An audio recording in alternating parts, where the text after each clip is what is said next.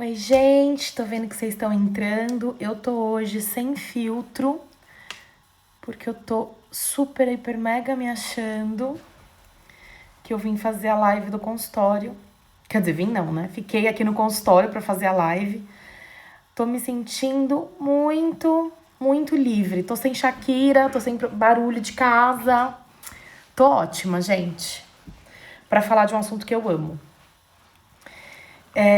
Que é o assunto falando sobre comida e falando sobre a nossa relação com a comida, falando como a comida não é nossa inimiga e como a gente coloca ela nesse lugar. Para quem não me conhece, eu sou a Fernanda Brito, eu sou psicóloga e psicanalista. Tô aqui no @divapraelas do Instagram toda quarta-feira às 8 horas falando sobre vários assuntos. Inclusive, se vocês tiverem algum assunto que vocês queiram saber, que vocês queiram ouvir, que vocês queiram que eu fale mais, por favor, comentem. E que aí a gente vai pensando, a gente vai estudando, enfim. E vai falando sobre isso. Então, esse vídeo tá no @divapraelas, no Instagram. E no YouTube, na Desenvolviver Psicologia. Então, é www.youtube.com/Desenvolviver Psicologia. E eu queria falar com vocês, né? Já dei a dica falando sobre comida e falando sobre como a comida interfere na nossa vida. Passando primeiro para contar de um caso e por que eu vim pensando isso, né? Vim pensando em falar nesse assunto. Começando por esse assunto. Primeiro, porque quando eu vi uma amiga de faculdade, inclusive, que fez cirurgia bariátrica há alguns anos, eu acho. E ela postou esses dias uma foto do antes e depois, gente, ela emagreceu muito, tipo, sei lá, 50 quilos, 40 quilos, tipo, muito mesmo, emagreceu muito. E ela disse assim, gente, tô postando aqui meu antes e depois pra vocês me darem força pra chegar no meu objetivo, que é X quilos. Então, quanto mais elogios vocês fazem, menos eu vou comer. E aquilo me chocou muito. Isso não tem nada a ver com ela ser psicóloga ou não ser psicóloga, nem sei como tá a vida dela, não sei se ela exerce. E se exercesse, não é porque eu sou psicóloga que eu tenho uma relação saudável com absolutamente tudo. Isso pode interferir também na minha vida. E não é porque isso interfere na minha vida que eu não consigo tratar meus pacientes. Então, né, ou cuidar dos meus pacientes. Porque uma coisa não tem nada a ver com a outra. Mas eu fiquei muito chocada com o que ela falou, com a forma com que ela levou a comida. E pior, né, a forma com que ela levou a comida depois de uma cirurgia bariátrica. Por quê? Quem me conhece sabe que eu tenho algumas questões com a cirurgia bariátrica, algumas questões inclusive pessoais, porque eu já perdi pessoas que fizeram a cirurgia e acabaram sofrendo consequências. Mas isso não quer dizer que todo mundo que faz bariátrica morra, né? Algumas pessoas que eu conheci morreram, isso não quer dizer que vai acontecer com todo mundo.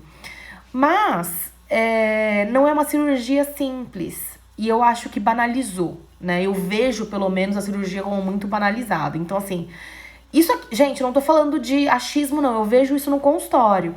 De pessoas dizendo assim, eu decidi na pandemia, durante a quarentena, que eu precisava fazer cirurgia bariátrica, eu preciso do seu laudo, porque precisa de laudo psicológico pra fazer bariátrica, né? De um psicólogo aprovando. E eu preciso do seu laudo pra fazer. Não, amor, mas calma aí.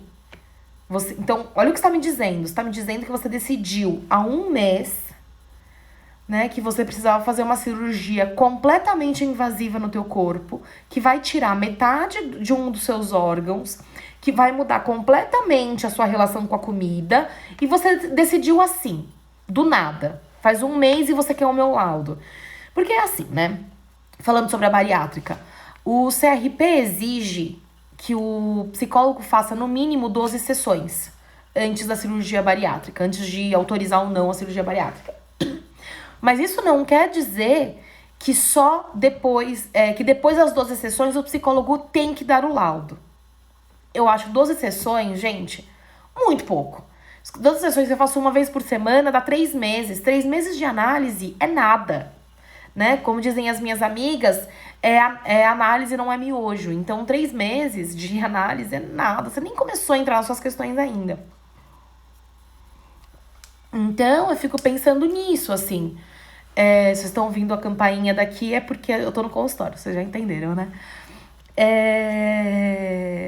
Então é isso, assim, decidir como é a tua relação com a comida e se você tá pronto pra mudar essa relação de uma hora pra outra, eu acho muito complicado. E eu ainda ter essa responsabilidade, eu acho mais complicado ainda.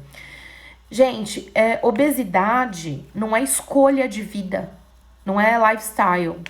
Obesidade é uma doença, né, que geralmente, né, vem... Olha, eu já falei uma besteira, mas enfim, já falei também, agora depois eu conserto. Que geralmente vem com uma doença, que é da compulsão. Então, a obesidade não é uma doença, né, como eu falei, retiro o que eu disse, não, mas a compulsão é. Por que eu tô falando que a obesidade não é doença? Porque a gente vê no Instagram, direto, pessoas dizendo que estão vendendo saúde, né? Então eu tô aqui te ensinando a fazer exercícios, a fazer dieta low carb, a fazer dieta de não sei o quê, a favor da tua saúde, né? Promovendo a tua saúde. No final das contas, o que essa pessoa quer? Que você entre num padrão de corpo da sociedade. Dificilmente uma pessoa que fala que você está acima do peso tá interessada de verdade na sua saúde.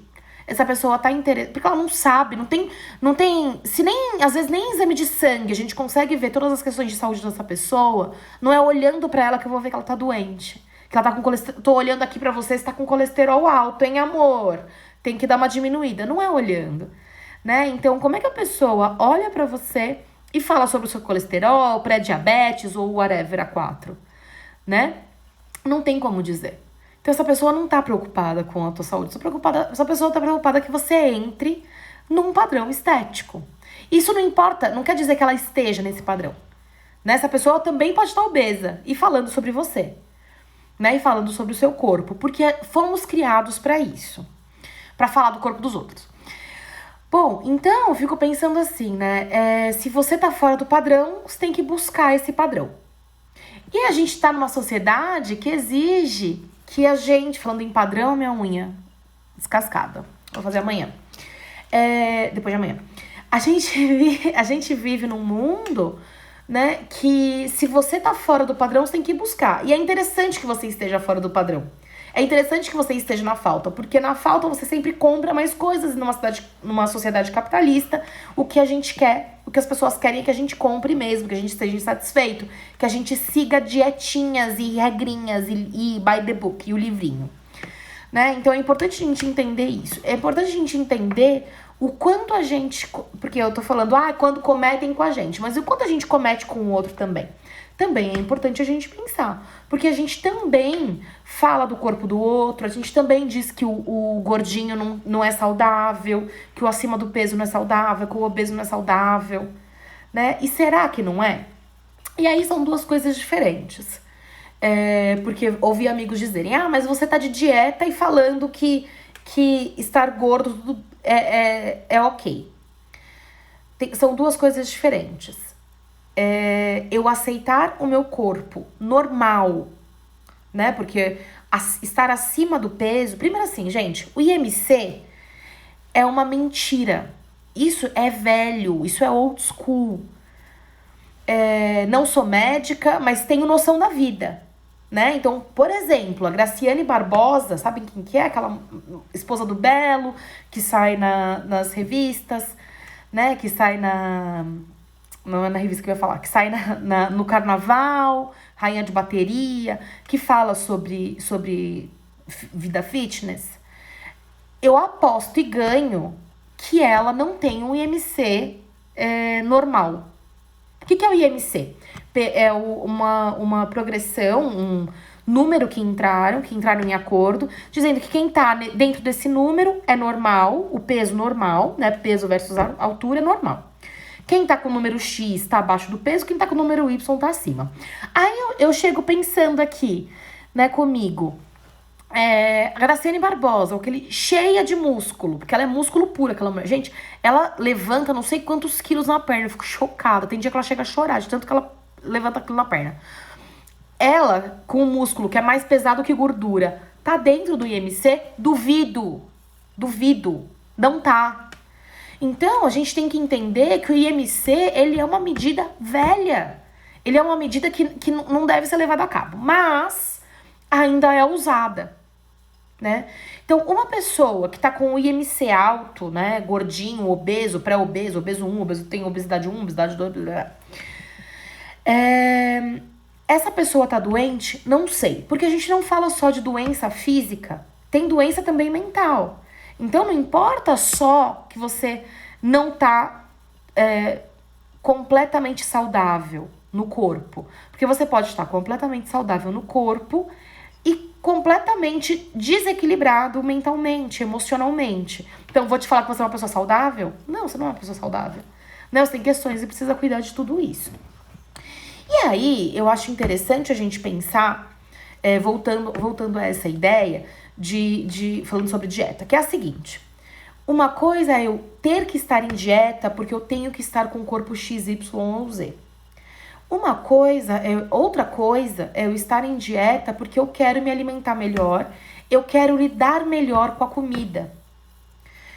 E é esse tipo de dieta que eu sigo e que eu alimento e que eu acho que é o caminho. Por quê?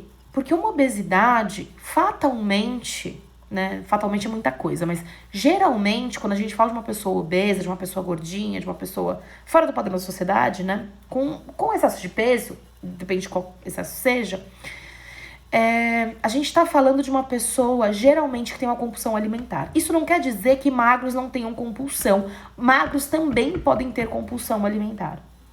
O que eu chamo de compulsão?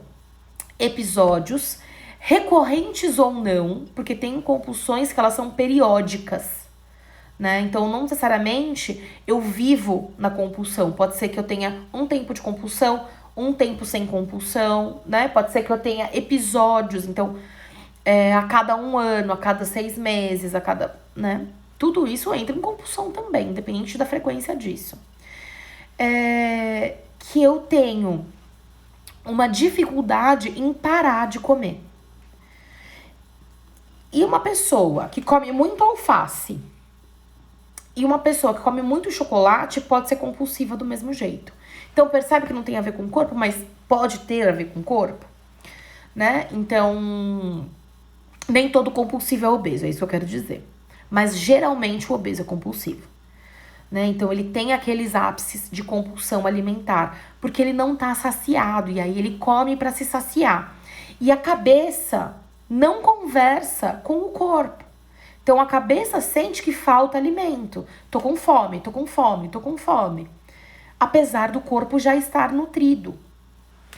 E às vezes não tem nem a ver com fome, tem a ver com voracidade. E de novo, eu comendo 7 pés de alface e 7 barras de chocolate, a compulsão do mesmo jeito. Geralmente, a compulsão ela tem a ver com alimentos que tragam prazer. Não sei se tem alguém aí que pode me dizer o contrário, mas geralmente a alface não traz esse prazer todo. Então, dificilmente a gente vai ver uma compulsão no alface.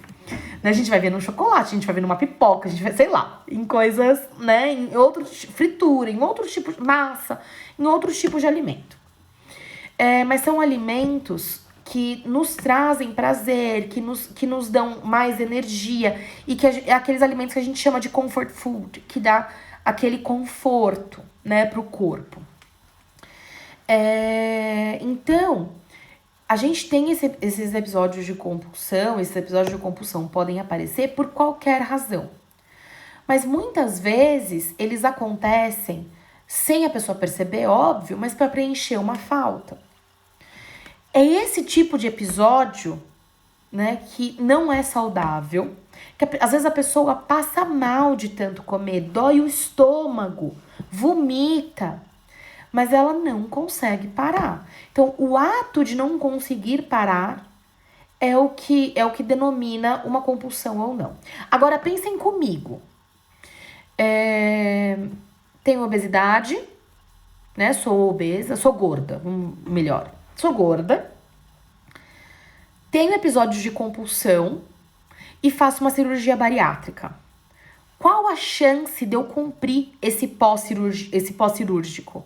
Que é me alimentar só de líquido por determinado ponto, depois papinha em determinado ponto e introduzindo os alimentos aos poucos. Baixo.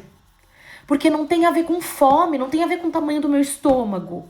Quantas vezes quem tem compulsão reclama de dor no estômago de tanto que comeu. Então o estômago pode ser deste tamanho, a questão não é essa. A questão tá aqui. A questão é da nossa cabeça, a questão é de quando a gente, do que a gente está tentando nos preencher, de que voracidade é essa. E até a gente pode pensar numa agressividade, porque quando a gente come, a gente destrói a comida na boca, né? Então quando a gente mastiga, a gente destrói a comida na boca. Então a alimentação também pode ter a ver com agressividade. Então o quanto tem de afeto nisso? Né? O quanto tem de afetividade nisso, o quanto isso tem a ver com como a gente se relaciona com as pessoas. Então, muitas vezes, as pessoas que têm compulsão têm dificuldade de endereçar a raiva. As pessoas que apresentam compulsão têm dificuldades de conflito, têm dificuldades na relação, ou é muito voraz, né? Então, devora aquela pessoa ou não tem nada. Ou não quero relação, vou cortar vínculo e etc. Isso é muito comum. Porque vocês percebem a relação que eu faço com a comida e a relação que eu tenho na vida. Então, uma coisa não tem nada a ver com a outra. E aí eu vou lá, tenho a compulsão, não consigo racionalizar isso, ainda não consigo pensar, faço a cirurgia, vou dar conta desse pós-bariátrico? Ah, tá bom, deu conta. Né? Vamos supor que essa pessoa tenha dado tudo certo e ela tenha dado conta desse pós-cirúrgico, porque assim, se você comer, você vai morrer. Isso é um fato, né? Fato. Se você comer determinado alimento quando você não pode, a chance de te dar uma embolia pulmonar é gigante. Né? E você chega a óbito, independente da tua idade. Mas vamos supor que você passe, né? Passou aí pela cirurgia, deu tudo certo. Tem uma outra questão que é, essa pessoa vai ter uma relação saudável com a comida ou vai voltar a engordar? Ou, melhor dizendo, vai ficar tão apavorada com o engordar que ela sai de uma compulsão e entra numa outra questão, num outro distúrbio alimentar. Porque percebe, a questão tá no não posso engordar. E a gente fica nesse não posso engordar porque preciso caber, não posso engordar porque fiz a cirurgia, não posso engordar porque todo mundo diz que o pós-cirúrgico engorda. Essa pessoa fica tão fissurada no não engordar que ela esquece do se alimentar, do se nutrir, né? E eu coloquei uma questão aqui que o equilíbrio... escrevi tudo, né, gente? Vocês sabem que eu faço rascunho. Porque assim, a ideia é o equilíbrio dessa alimentação, né? Então, que você consiga olhar para a comida e não entender como isso vai me engordar. Você consiga olhar para a comida e dizer, isso vai me nutrir. E nem que seja uma nutrição afetiva. Porque quantas vezes a gente coloca aquele alimento, tipo, agora o alimento do ano, né? Antes já foi o leite, já foi o ovo. O ovo antes era o inimigo, número 1 de todo mundo. Né? Aumenta o colesterol, que é uma beleza, não pode comer ovo todo dia. Hoje o ovo é maravilhoso para dieta, vai entender, né? Para quem quiser entender, eu tenho parênteses. Para quem quiser entender essa lógica ou criar uma teoria sobre essa lógica, tem um filme no Netflix, uma série no Netflix que chama Rotten, que é de Rotten, que é de raízes. E ele vai dizendo por que determinados alimentos vão entrando na nossa rotina. Exemplo, por que na Suíça todo mundo come batata? Tem batata em absolutamente todo lugar. Bélgica tem batata em absolutamente todo lugar. Qualquer esquininha tem um negocinho lá de batata. Por quê? Porque era um país que passou muito tempo em guerra. E as batatas eram as únicas raízes, né, que ficavam. Então era o único alimento possível naquele ambiente de guerra. Então essas pessoas implementaram a batata na alimentação. Por que no México se come muito abacate? Porque o abacate lá floresce, nem sei se é assim que fala, tá? Se floresce, mas dá muito abacate, né? E os produtores precisavam começar a vender esses abacates, né? Então nascia abacate em vez de outro produto que eles queriam plantar. Então eles precisavam vender esse abacate e começaram a implantar o abacate na alimentação dos mexicanos. Então assim, a gente chega num lugar, e aí eu vou assistindo, também vou ficando meio maluca, né? Confesso. A gente vai chegando nos lugares e percebendo que a gente não come porque a gente gosta. A gente come porque as pessoas precisam vender. Isso é bizarro. Voltando à história. Aí o ovo antes, nem que eu tenha saído muito, né? Mas aí o ovo antes, ele era o alimento que ninguém podia comer. Agora é um ovo, toda dieta tem ovo. Em casa não falta ovo. Porque, nossa, ovo mexido, ovo com não sei o quê, crepioca do cacete A4. Né? Porque agora o ovo é saudável. Então, a gente precisa entender que não tem alimento do momento. Eu ouvi há um tempo atrás, quinoa emagrecia. O que vende de quinoa e linhaça aí pela vida não tá escrito. Tá todo mundo comprando, porque emagrece, e aí compra.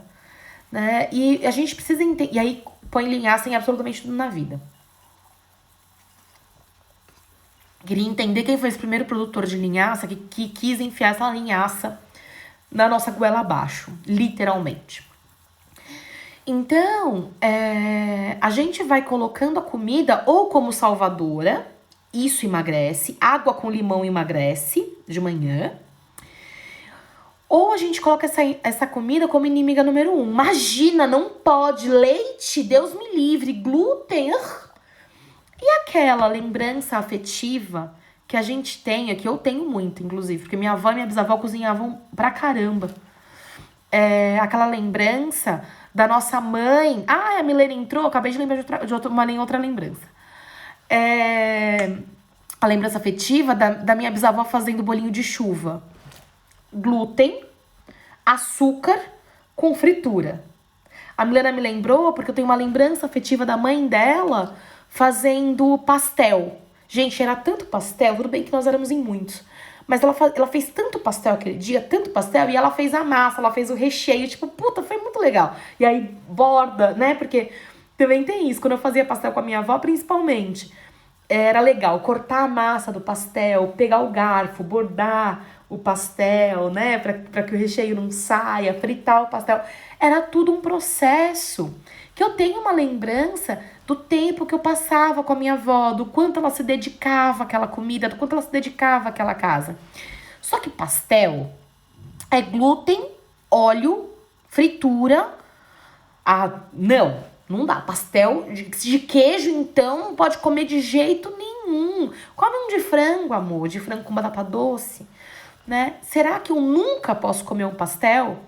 Ou será que a reação não é essa? Que a relação não é essa? Que eu posso comer o pastel? Eu posso comer o bolinho de chuva, só não posso comer todos os dias, né? Só não posso me empanturrar de pastel, me empanturrar de bolinho de chuva. Porque a gente coloca a comida como se ela fizesse mal pra gente. E se eu comer o bolinho de chuva de um jeito espaçado, né? Então, uma vez uma nutri que fez uma conta comigo, falou assim, Fê, quantas refeições você faz durante o dia? 4. Aí eu me ferrei, né? Porque eu falei isso e agora eu vou ter que fazer conta na frente de vocês e eu sou ruim pra caceta. Mas tá bom.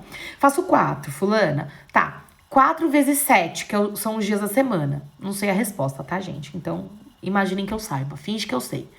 Ah, deu, sei lá, 30 e poucas refeições. Tá.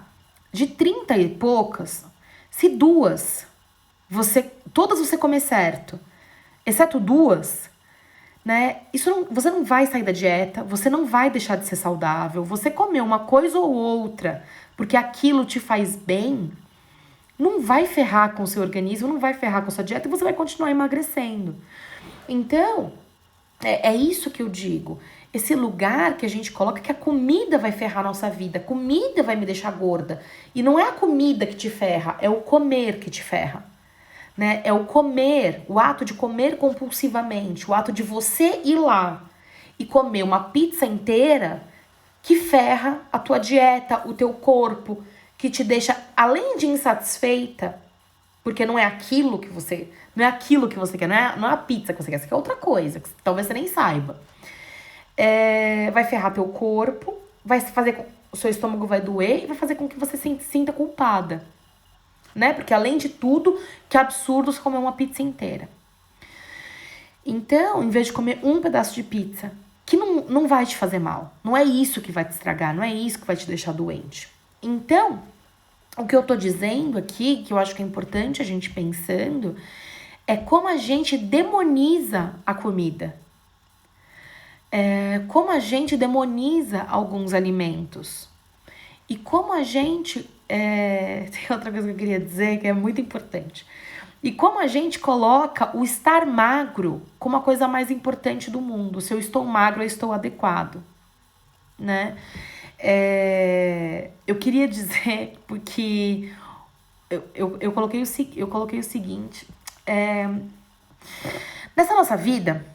Né? Nessa coisa da sociedade, nesse lugar que a gente vai colocando o estar magro, nesse lugar que a gente vai nos cobrando, nesse lugar que a gente coloca o nosso corpo, tem muita cobrança perante o outro, né? Porque eu posso nem estar acima do, né? Nem estar dentro do peso ou nem estar super satisfeita com o meu corpo, mas quando eu olho um gordo, eu olho e critico. E eu acho isso interessante. Porque a gente olha o gordo, a gente fala assim, é o gordo no restaurante, né? E olha o gordo, já vai comer. E olha o gordo, vai destruir aí a comida, vai comer tudo. E quando ele não faz, porque o gordo não faz isso, não nos surpreende. É importante a gente entender que o gordo, ele não come na frente dos outros. Quem come na frente dos outros é magro. A compulsão, ela não existe na nossa frente. É aí que eu queria chegar. A compulsão, o ato compulsivo, geralmente não acontece nos nossos olhos. A gente tem um ato compulsivo nas costas das pessoas, escondido, sozinho. Porque geralmente a compulsão tem a ver com solidão, tem a ver com desamparo, tem a ver com rejeição. Mas isso é um outro assunto de uma outra live, que é muita coisa para falar disso. Mas eu queria pontuar para vocês entenderem como a gente julga o corpo do outro, né? E como a gente não sabe o que aquela pessoa passa, e como a gente não entende, como a gente coloca como preguiçoso, guloso, voraz, e nem sempre tá aí. Porque, de novo, o gordo não come na frente do outro. Quem come na frente dos outros é o magro. Quem come horrores num restaurante não é o gordo, é o magro. Porque a sociedade nos impõe isso, porque esse é o lugar que nos sobrou na sociedade. Eu não tô aqui, gente, romantizando o corpo gordo, porque no final das contas a live era sobre compulsão alimentar e eu esqueci de fixar o negócio aqui. Sempre esqueço, né, gente? É uma bênção. Fixar aqui o tema, né? Então, o tema de hoje é a comida não é nossa inimiga. Mas falar de comida e pra mim não falar de gordofobia, pra mim eu não consigo. Pra mim um tema tá muito voltado pro outro. Porque a gente trata a comida como nossa inimiga, porque a gente trata o nosso corpo como nosso inimigo, porque a gente sempre acha que a gente tá inadequado, né? Então, o que eu acho importante a gente pensar é que, voltando, não tô aqui romantizando o corpo gordo. Não é isso. Tipo, nossa, estejam gordos todos. Não é isso. O que eu tô dizendo é que muitas pessoas são normais, têm um peso normal e a gente diz que elas estão no sobrepeso, obeso, gordo. Porque o padrão é muito magro. O que eu tô dizendo aqui é que muitas vezes a gente coloca as pessoas como doentes, né? O corpo doente, corpo gordo é o corpo doente, sem saber se é mesmo, sem ter informações. Porque quantos magros vocês conhecem que tem um colesterol super alto? Eu conheço, pelo menos, né? Por exemplo, Sem considerar que quando eu coloco você num corpo gordo, obeso, fora do padrão, precisa se encaixar, você não se encaixa, eu tô ferrando a sua saúde mental. Então, quer dizer, tenha um corpo magro e foda-se o teu, desculpa a palavra, o teu desequilíbrio mental, né? Então, nem ligo, né? Te pressiono pra ficar magro, porque esse é o importante. Dane-se se isso vai fazer mal pra tua cabeça. Esse, gente, é o exemplo de quando a gente vai ver aqueles programas The Biggest Loser, que é aquele de emagrecer, sabe o que eu tô falando? The Biggest Loser, que passa no Discovery Channel. Tem um que era da Record, que eu não vou lembrar o nome, mas passava à tarde na Record. E que essas pessoas entram com processos contra o programa de abuso psicológico, de abuso do corpo. Porque pra pessoa emagrecer, porque aí a pessoa pesava toda semana, né? E tinha que emagrecer toda semana, quem emagrecia mais ganhava. Então tinha gente que perdia 7 quilos na semana. Tudo bem que pra um cara que pesava 250 quilos, 7 quilos não é muito, proporcionalmente não é muito, né? Mas ainda assim, tinha muita pressão. Eles tomavam remédio, isso não mostrava no programa. Remédios e remédios para emagrecer. Eles sentiam muitas dores. Mas também é obeso, sente dor. Não, eles sentiam muitas dores porque não respeitavam o próprio corpo. Porque as pessoas estavam lá fazendo pressão neles e eles não respeitavam o próprio corpo e iam muito além. E aí tinha dores e dores e dores no corpo, né? Não vou longe. Por que aquele programa do Fantástico que emagreceu o Ronaldo Fenômeno, Renata Ceribelli e o Jorge do Jorge Mateus, porque nenhum dos três estão no padrão considerados magros pelo programa? Por que nenhum dos três que tinham emagrecido na época não mantiveram aquele corpo super magro? Porque não dá, porque eles não respeitaram o tempo do corpo, porque eles não mudaram a relação com a comida, eles não mudaram a relação com o exercício. O exercício entrou num lugar de punição, não entrou num lugar de puta que delícia, olha que gostoso, eu vou fazer isso hoje, né? E que nem sempre. Hoje, por exemplo, tava 11 graus em São Paulo, que delícia fazer exercício. Meu nariz, né? Era ruim pra caceta. Depois que eu esquentei o corpo, ficou até divertidinho. Aí meu personal entra aqui e fala um monte pra mim, né? Mas tudo bem, é isso. 11 graus eu não queria sair da cama, não era super divertido. Depois que eu esquentei o corpo ficou legal. Mas por quê? Porque eu escolhi exercícios que não me punem. Eu escolhi exercícios que eu gosto. Fazendo com pessoas que eu gosto, que eu sinto prazer em estar ali, em conversar, em brincar. Mas geralmente a gente vê exercício como punição. Comi, preciso me punir. Porque eu comi, então eu vou emagrecer aqui fazendo milhões de exercícios. Então, gente, é isso. Né? Aqueles programas exigiam que você fizesse milhões de exercícios, davam remédio, comida só salada, né? Porque só salada nutre muito, alface e tomate nutrem muito a vida, né? Os nutricionistas aqui podem dizer por mim, né? Nutrem zero a vida, nutrem zero o corpo. Então, são essas coisas que eu queria falar com vocês hoje. Falei muito. Esse vídeo, para quem acompanhou desde o começo, ele vai ficar no @divapraelas, no nosso IGTV aqui do Instagram. E ele também vai subir pro YouTube, pro Desenvolver Psicologia. Tá? Então, vocês podem acessar esse vídeo inteirinho nessas duas plataformas. Gente, sigam a gente.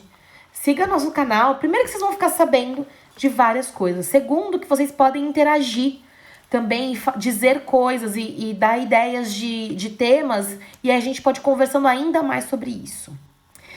É isso, acompanhem a gente. Um beijo, boa semana.